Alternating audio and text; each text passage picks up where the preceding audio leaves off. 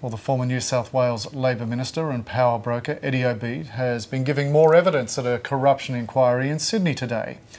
He's been unable to tell the ICAC if his wife has an income or if she can repay a debt of almost $2 million. Well, joining me in the studio to discuss the day's proceedings is our court reporter Jamelle Wells. Jamelle, good to see you again. Hello, Scott. What were the key points of Mr Obeid's evidence today? Well, he was mostly grilled about a family trust, and although Eddie Obeid acknowledged that he trained as an accountant when he first came to Australia and that he set up a family trust about 25 years ago, he couldn't recall how certain amounts of money came to be in the trust, and he was asked repeatedly what that money was used for, and it was an amount of around $1.5 million.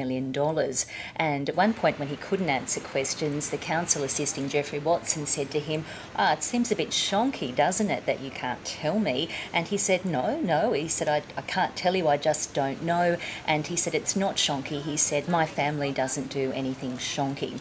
And of course the allegation is that he has colluded with the former mining minister Ian McDonald on mining tenders in the New South Wales Bylong Valley, and the ICAC is alleging that the Obeid family stood to make millions of dollars from that collusion. And what was this about him being unable to tell the ICAC if his wife indeed has an income? Well, he was asked, how much money does your wife earn a year? Does she work? And he didn't answer, and then he said, I don't know how much she earns a year. And he was asked about an amount of around $1.5 million that Mrs Obeid had allegedly taken as a loan from a family trust. And the counsel assisting said, well, is she able to repay that? Aren't you concerned that she can't repay that? And Eddie Obeid said he didn't know about that money. And also on the subject of his wife's money, it was revealed today that he didn't declare when he was in Parliament as a minister that his wife had actually used money from family trusts to pay various bills. And the ICAC heard today that the only money he declared was his parliamentary salary, and he was asked why he didn't declare that. And Eddie Obeid said, I just didn't think it was relevant at the time. I saw no need to. He was told again today that he was being a bit cheeky in the witness box and wasn't answering questions. And at one point, the Commissioner said to him, look, I'm prepared to sit here for as long as it takes until you start providing some answers to the questions you're being asked. And in probably one of the most heated exchanges during his evidence yet, he fired back at the counsel assisting Jeffrey Watson. Jeffrey Watson was asking him about money, and Eddie Obeid snapped at him. He said, I've spent more than you've ever earned in your lifetime. And the inference was being, don't talk to me about money.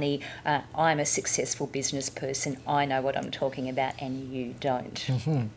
And it seems there is another Obeid property that the inquiry has raised. Yes. Ending Mr Obeid's evidence on a high note was a reference to a resort that the Obeids own at Perisher. Now, he was being questioned about his relationship with Ian McDonald, and he admitted that Ian McDonald had stayed at this resort for free. But he said a whole lot of other members of the Labor Party stayed at the resort for free, and I'll just read some of them out to you. He said Bill Shorten, John Robertson, the former New South Wales Premier Maurice Yemmer, Carl Scully, Tony Burke and Mark Obeid have all stayed there, and he said we're generous to friends.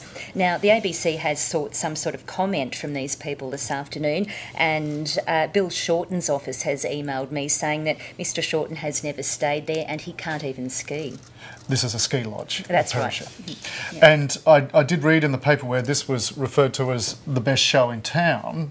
Are there still folks trying to get into the public gallery to watch this? That's right, there are, Scott. And this morning, once again, it was full by just before 10 o'clock. There was a little sign on the ICAC reception desk downstairs, public gallery level 7 full, proceed to level 21. That was closed off today as well.